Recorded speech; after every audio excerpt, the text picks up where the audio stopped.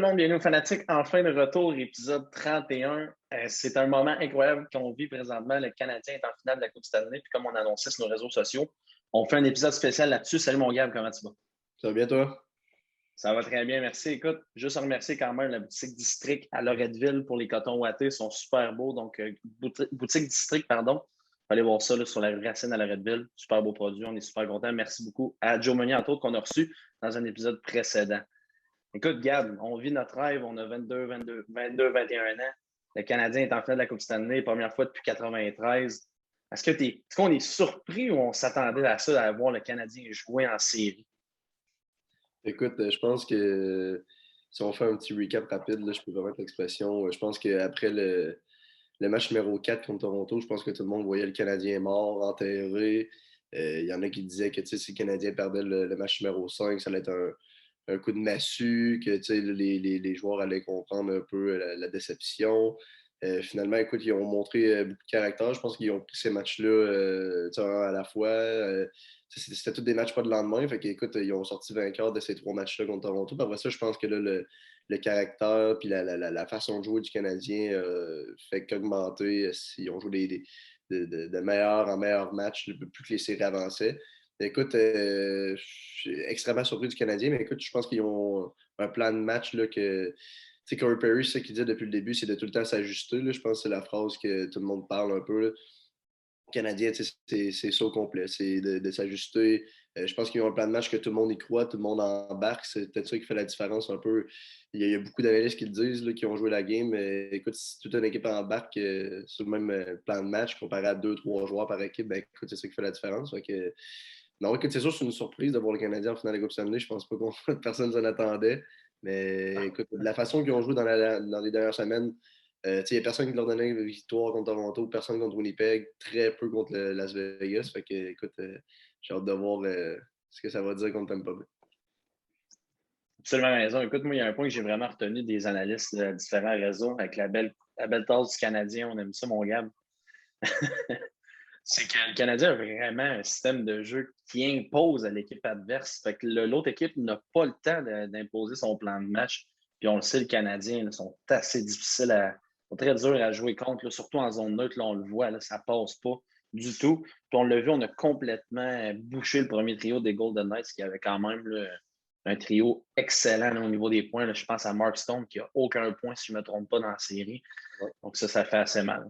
Écoute, allons-y. Ça commence lundi, la route pour la 25e Coupe Stanley, mon gars. Je pense qu'à rendu là, qu'on est négligé ou non, on est négligé, là, mais je pense qu'on peut être quand même content du travail de Marc Bergevin et Dominique Ducharme et de toute cette organisation-là. Je pense que toutes les équipes ont des chances. Tant qu'à moi, c'est 50-50 pour être franc. J'en parlerai plus tard là, de ma prédiction. Euh, ça commence lundi, Gab, premier match. Qu'est-ce que tu veux voir là, du Canadien là, en partant? Veux-tu voir une équipe qui essaye plus de vraiment d'imposer immédiatement son style de jeu ou tu veux vraiment une équipe là, qui essaie de déranger le plus possible Vasilevski afin là, de vraiment le chambouler? Ben, écoute, je pense qu'il faudra que ce soit un mélange des deux. J'ai vraiment hâte de voir de toutes les équipes. Là, je ne vais pas tomber dans le jeu des comparaisons ou peu importe, mais je pense que le Lightning est le défendant de la Coupe Stanley. Fait que c'est une équipe qui a beaucoup d'expérience, je pense. Différemment à des clubs comme Toronto, qui ont peut-être un problème de caractère, de colonne, Winnipeg aussi. Las Vegas a un peu d'expérience, mais écoute, comme tu as dit, le Canadien a réussi à faire un travail exceptionnel en défensive pour muser leur premier trio. J'ai hâte de voir, je pense qu'il faut que ce soit un mélange des deux. Je pense que c'est un groupe de joueurs-là du Canadien prennent une période à la fois. On le voit très bien. Là, on le voit souvent, le Canadien avait l'avance contre Vegas ou contre Winnipeg, puis en troisième période, ça prenait la période minute à la fois. Là, fait que, Ouais.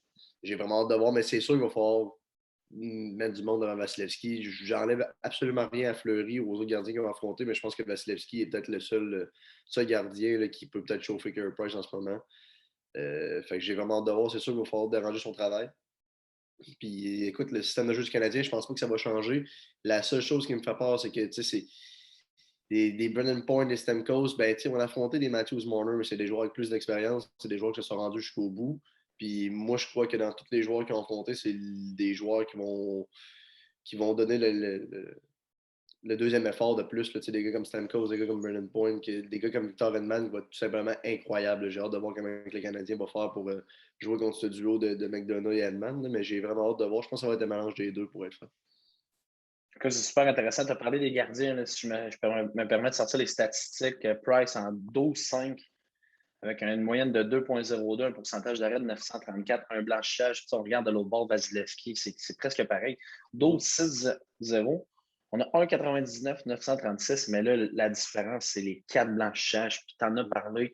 Oui, Vasilevski est énorme là, dans les séries, mais on parle des défenseurs, pas mal les meilleurs défenseurs de la Ligue présentement. Sans faire d'excuses tout de suite, est-ce que ça pourrait être un débat de se dire que le Lightning, cette règle-là de plafond salarial est un peu devrait être peut-être changé parce qu'on sait là, que ça fait quand même une différence. Là, je pense qu'on est 18 millions au-dessus de l'avance. Je ne veux pas faire d'excuses tout de suite, mais je trouve ça quand même pertinent parce qu'on a entendu beaucoup parler là, dernièrement. C'est quand même, ça peut être deux gros joueurs là, qui sont très importants pour le Lightning. Là, je veux dire, écoute, sans Kucherov, là, d'après moi, cette offensive-là, elle aurait été assez tranquille. Mais juste avant de te souligner un point, on a parlé de Brandon Point, on sait qu'il est très dangereux. Mais je regarde ça, il y a juste 4 buts. Caulfield en a 3. Je veux dire, honnêtement, il n'y a pas nécessairement une grosse domination. Au niveau des passes, Suzuki est à 4, Kucherov est à 5. Fait que, dans les points, là, point de Suzuki, on suit d'un point pour un point de plus pour Brandon Point. Puis moi, je pense que ça va être la job du trio à Dano de contrôler ce trio-là. Ben, Brandon Point, écoute, je pense que je sais pas, mais il y a plus que 4 buts parce qu'il était rendu à 9 matchs consécutifs avec au moins un but l'autre fois contre les Islanders. Mais OK, c'est dans les 5 derniers matchs, oui, excuse-moi, ouais, j'étais sur le site d'NHL.com, c'est mon erreur. non, c'est pas correct. Mais non, écoute, tu sais, sur le plafond salarial, c'est quelque chose, mais tu sais, si je me trompe pas, j'ai pas fait mes recherches, mais tu sais, avec le retour de Gallagher, je pense que le Canadien bosse le plafond salarial. Absolument. Les Islanders ont essayé de le faire avec Anders Lee, qui n'a pas été capable. Je pense qu'il aurait peut-être été capable de jouer en finale à la Coupe Stanley s'il avait passé le Lightning. Il aurait busté de au moins 10-12 millions que j'ai vu. Fait que c'est sûr que c'est un peu un fléau, là, mais je pense que regarde le Lightning, sans vouloir rentrer dans les comparaisons encore, là, on parlait de Kucherov. Kucherov n'a pas été là de l'année. Le Lightning, oui, a terminé en deuxième place, troisième place, que en arrière de la Floride et les Hurricanes. Écoute, je pense pas que rendu là, c'est Kucherov est arrivé et a battu ses équipes là lui tout seul en séries éliminatoires. C'est sûr que ça donne un bon coup de pouce, mais écoute, je pense que la règle est là depuis une couple d'années, puis t'en prends avantage, t'en prends pas avantage. C'est sûr que, je veux dire, le Lightning a quand même dû faire des sacrifices en disant, ah, tu sais, Stamkos, quand il s'est blessé, ben toi, tu joueras pas. Kucherov va pas jouer. Fait que, il aurait pu se brûler aussi pour pas faire des séries ou juste reposer ces gars-là. Fait que, non, mais je pense que, le Canadien bosse aussi le plafond salarial, puis je pense pas que c'est quelque chose qui devrait prendre trop de place. Là. Mais non, c'est ça, j'ai vraiment hâte de voir. Écoute, Brennan Point qui a terminé sa série de buts hier avec un but d'Yannick Gould. Yannick Écoute, je Gould, pense qui est d'ailleurs toujours présent en série pour le Lightning, c'est incroyable à quel point ce gars-là, je vais utiliser un anglicisme, j'aime pas ça, j'essaie de faire attention, mais il a step up sa game en playoff, c'est incroyable. Puis, tu as parlé là, du match d'hier. Parlons du match historique qu'on va se rappeler peut-être toute notre vie, qu'on va dire à nos propres enfants. Gab, le soir de la Saint-Jean-Baptiste, match 6 canadien-Vegas. Écoute, c'était un scénario de rêve. On a eu tout qu'un match. Puis, à la fin, Price, qui aurait quasiment pu avoir une pause avec un arrêt sur le casque, la rondelle est partie par en avant. C'était vraiment mémorable comme match. Moi, la seule affaire que je remarque peut-être du Lightning qui pourrait être plus, comment dire, le challenge pour le Canadien, c'est qu'ils ont vraiment pas juste un trio, ouais. alors qu'ils ont plusieurs trios qui peuvent compter des buts. Tu sais, le Canadien, Vegas, il y avait pas mal un trio là, qui était capable de compter beaucoup de buts. Même chose pour Toronto, les Jets aussi.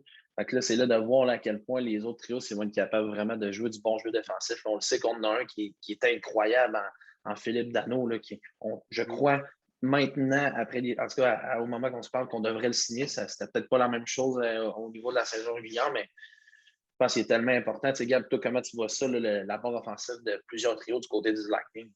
Ben écoute, je pense que au début des séries, on a vu un peu de flash, là, je peux me permettre l'expression, avec Nylander à Toronto, qui jouait sur le deuxième trio, qui a ramassé la grosse partie des points. On a complètement muselé Matthews, Marner. Écoute, à Winnipeg, je pense que les analystes vont encore sortir l'excuse que Mark Scheifele avait sorti de cette série-là lui tout seul. Mais je veux dire, ça reste quand même que Scheifele jouait avec Connor, puis Healer s'embarquait là-dessus. Fait que j'ai hâte de voir. Je pense que c'est vraiment la première équipe que le Canadien affronte qui ont beaucoup c'est peut-être 3 bons trios, même. Là, on parle de gars comme Yannick Gourde, là, qui n'est pas le joueur le plus talentueux, mais il va être dans la figure des défenseurs du Canadien toute la game, puis il joue sur un troisième trio. C'est Alex Killorn qui peut faire une différence à lui tout seul sur un deuxième trio. Fait que j'ai vraiment hâte de voir, mais écoute, j'ai hâte de voir les match-ups, je peux me permettre l'expression, Ah ouais. comment que Duchamp s'il revient ou les autres entraîneurs jouent avec ça, qui va jouer contre qui. Mais écoute, moi, je pense que si on fait la différence, là, je pense que c'est la défensive du Lightning qui fait une grande différence. Là, écoute, l'ajout de David Savard, Victor Hedman, Ryan McDonough. Mais sinon, là, je pense qu'un des points surveillés aussi, la stat intéressante qu'on a vue l'autre jour, écoute, les Canadiens en désavantage numérique. Je ne me souviens pas de la stat exacte là, du nombre de temps. Là. Je pense que c'est quelque chose comme 40 ou 50 fois qui ont été en désavantage numérique depuis la série. 3 buts accordés, 4 buts qui ont scoré. Écoute, je pense qu'on dit souvent là, que l'avantage numérique ou les avantages en saison, c'est important, mais c'est là où ça va compter, que c'est important que ça marche. Écoute, je pense que les Canadiens le démontrent dans les avantages numériques. Ça va être un autre point intéressant à regarder durant la série.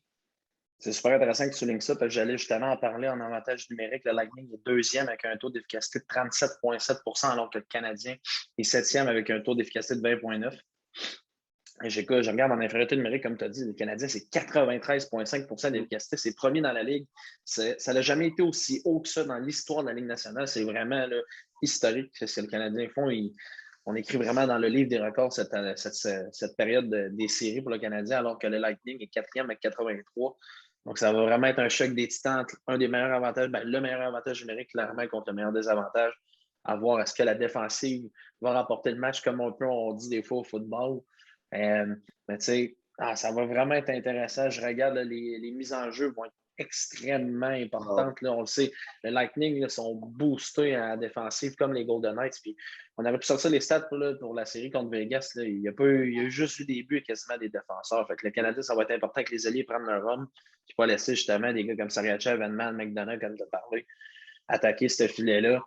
Écoute, tu sais, faut se le dire, là, je pense que Price, la façon qu'il garde les buts, et je pense que c'est que l'opportunité, malheureusement, peut-être ne se présentera pas. C'est encore drôle à dire. Je veux dire, si on est capable de garder tout ce trio de joueurs-là, peut-être qu'on pourrait se permettre l'année prochaine de rêver. Mais écoute, je pense que présentement, c'est un peu. Ce serait un peu impressionnant là, de voir le Canadien remporter cette série-là. Quoi qu'on peut y croire, là, on se rappelle là, des Kings là, qui avaient fait un peu le même parcours que le Canadien. Gab, allons-y, plongeons un peu dans les prédictions, là, pas juste en match, mais au niveau des joueurs que tu aimerais surveiller. Vas-y avec ton joueur que tu vas surveiller pour cette série-là d'un côté comme de l'autre. Je te laisse commencer avec ça. Bon, écoute, je pense que all around, je peux me mettre l'expression en anglais, je pense que ça va être Brennan Point, le joueur que je vais vraiment surveiller. Écoute, comme je n'ai parlé un peu plus tôt, il vient de terminer sa séquence de 9 matchs avec au moins un but. Écoute, c'est un gars qu'on a vu l'année passée dans la bulle. On aurait dit que c'était un joueur transformé. Il était capable de changer une game à lui tout seul. Écoute, on l'a vu tellement dominer la game qui était allé en cinquième prolongation contre Columbus l'année passée. Écoute, je pense qu'il y a encore un apport vraiment important dans cette équipe-là. Je pense qu'il y a beaucoup plus de choses qui passent par lui que Stamkos et Kucherov maintenant, écoute, avec Victor Hedman. De l'autre côté, écoute, si je vais pour un joueur, ça va être Point, mais c'est sûr qu'on va regarder aussi le travail de Carey Price. C'est sûr que les yeux sont tout le temps braqués sur Carey à tous les matchs. Mais sinon, rapidement, je pense que je vais regarder des défenseurs du Canadien comme Shea Weber. Est-ce que la fatigue, les blessures vont l'affecter? Jeff Petrie, est-ce qu'il va revenir un peu à 100% avec 2-3 jours de repos? C'est des choses comme ça que je vais vouloir remarquer. Est-ce que Romanov va vouloir. Est-ce qu'ils vont le remettre dans la formation si jamais arrive un incident ou peu importe? C'est mes points à surveiller un peu pour la série finale. Super intéressant. Pour me reprendre ce que j'ai dit sur Brennan Point, en 18 matchs, c'est 14 buts, 6 passes avec un différentiel de plus 5 pour Point. Est-ce qu'on peut se dire, avant qu'il y ait un match de jouer dans cette série-là, que Carey Price devrait être le gagnant du Conn Smythe, victoire ou pas victoire, ou toi, Gab, c'est pas cloué dans le béton encore? Ouais, écoute, moi, je suis pas cloué dans le béton encore. J'ai jamais. La dernière fois que c'est arrivé, c'est Jean-Sébastien Giguère, je me trompe pas, en 2003. Écoute, ça fait longtemps, puis depuis ce temps-là, pardon, il y a beaucoup de fléaux que l'équipe perdante ne devrait pas ramasser un Conn Smythe, puis ainsi de suite. Fait que j'ai hâte de voir. Je pense que ça va vraiment jouer entre Point, Vasilevski, Price. Euh, peu importe l'équipe qui sort Ah ouais. gagnant. Mais écoute, non, il fallait vraiment que Carey, écoute, le Canadien perde en 7, qui avait fait 2 ou 3 blanchages, puis qui avait permis vraiment aux Canadiens d'extensionner cette série-là. J'ai vraiment hâte de voir. Mais écoute, si le Lightning l'emporte peut-être en 5 ou en 6, je pense que ça va peut-être être un gars comme Point qui va sortir de là avec le trophée. Moi, de mon côté, les joueurs à surveiller, ben écoute, je vais y aller du côté du Canadien avec Cole Caulfield. Moi, j'ai hâte, tu sais, je sais qu'il n'est pas gros à 5 pieds 7, là, 162 livres, mais je souhaite vraiment que ce gars-là travaille sur son jeu là, au niveau du long des bandes. Je sais que c'est pas facile, il n'y a pas le gros physique, mais on a enfin un vrai pointeur là, à Montréal. Là, dire qu'il n'était même pas là au début des séries, où on le voyait, en tout cas, bref, pas dans notre soupe pour les séries. Moi qui étais le premier à dire que j'aurais aimé mieux qu'on attende, écoute, là, je suis grandement heureux de Cole Caulfield. Ça va être mon joueur à surveiller. Je pense que justement, il a le talent là, de trouver, de percer là, le mur, la glacière, littéralement, Vasilevski, là, qui est énorme dans son filet. Puis du côté du Lightning, ben moi, je vais y aller avec Brendan Point aussi. C'est un joueur incroyable. Bon, là, on le sait, là, tout dépendant qui va gagner, c'est ce qui va faire qu'on va se rappeler ou non de cette organisation 2020-2021 des Canadiens.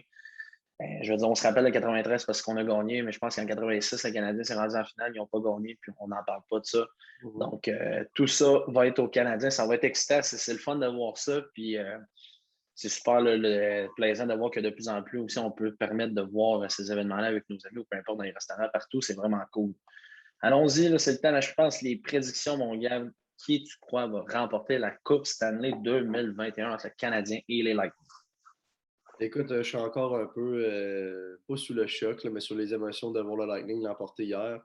Je crois que, écoute, c'est pas tout le monde qui va être d'accord avec mon opinion, mais tu sais, je pense que le Canadien aurait eu peut-être plus de chance avec les Islanders que le Lightning. Mais écoute, moi, au début, dans mes prédictions, j'avais mis le Lightning en finale de la Coupe Stanley. Fait que c'est une équipe que j'aime regarder. Aussi, je trouve que c'est une équipe compétitive qui est le fun à regarder. Tu sais, c'est pas nécessairement juste du run and gun, je peux utiliser l'expression. Tu sais, sont, ils sont bons en défensive, ils sont bons en offensive. Tu sais, c'est pas juste du jeu décousu. Fait que j'adore vraiment écouter le Lightning. Fait que, écoute, si je vais avec ma tête, je vais aller avec le Lightning. Je vais avec mon cœur, je vais avec le Canadien. Je crois que le Lightning est le test ultime. Là. Je pense que de toutes les équipes qu'il y avait en série cette année, écoute, je pense que Colorado est peut-être l'équipe qu'on s'en parlait qui était peut-être un peu. Qui pourrait peut-être chauffer un peu le Lightning, mais je pense pas qu'il y ait aucune équipe qui a une colonne vertébrale comme Tampa Bay en ce moment. Là, écoute, on en parle encore l'expérience Edman, Kuchera, Stamkos, Vasilevski. Écoute, si tu veux mon honnête prédiction, je pense que je vais y aller avec Tampa Bay en 6.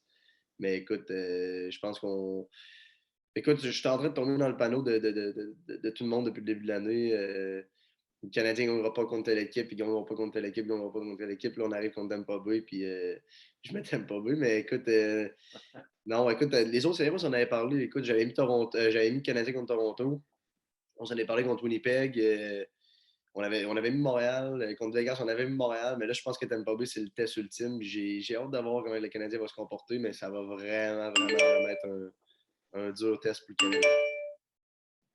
Super intéressant. La cloche sonne. Le combat va commencer. Là, ça sent la coupe, là, comme on dit. Ça sent le Sterling. Là, ça sent la coupe. Mais non, mais sans face, moi, j'ai des flashbacks de la dernière fois que le Canadien a affronté le Lightning en série. Puis je pense qu'on avait vraiment passé le rouleau là, On avait écrasé le Lightning. Puis il y avait pas mal les gros joueurs qui ont là encore aujourd'hui. Oui, on a eu des ajouts intéressants. Écoute, moi, je pense que c'est là ou jamais pour le Canadien. C'est la route au 25e trophée de la Coupe Stanley. Je vais y aller avec Canadien en 6. Là. Une grosse. Peut-être c'est une décision qui va surprendre, mais je vois cette équipe-là tellement bien jouer. Puis, je veux dire, on n'a pas parlé, là, puis on a du temps. Là. Le quatrième trio de Armia, Perry, Stahl, c'est incroyable comment ils jouent du gros hockey. Donc, écoute, j'ai bien hâte de voir. Moi, je pense que ce serait plaisant de voir un Centre Bell peut-être plus rempli, mais nous, on n'est rien pour dire ça. C'est juste une petite opinion personnelle. Puis je pense que j'ai vu John Cooper aussi qui aurait aimé ça, là, que le Centre Bell soit un petit peu plus plein quand même, mais on vit quelque chose d'historique. Fait qu'écoute, profitons-en. Ça n'arrivera jamais. Une victoire du Canadien à Saint-Jean, c'est jamais arrivé. Puis moi puis Gab, on pense ça rentre encore. Profitons du Canadien qui est en finale de la Coupe Stanley. Puis surtout, ben, encourageons nos glorieux ou nos anciens glorieux, on le verra, mais c'est super intéressant. Puis on s'en fera peut-être un épisode après la Coupe Stanley. Juste avant, j'aimerais quand même annoncer que moi et Gab, on est chanceux. On a fait un bel entrevue avec Kevin Raphaël, puis nous serons sur place à la Classique Carrère à Montréal. Donc, on va essayer peut-être là, de rencontrer quelques joueurs sur place. On ne vous en dit pas trop.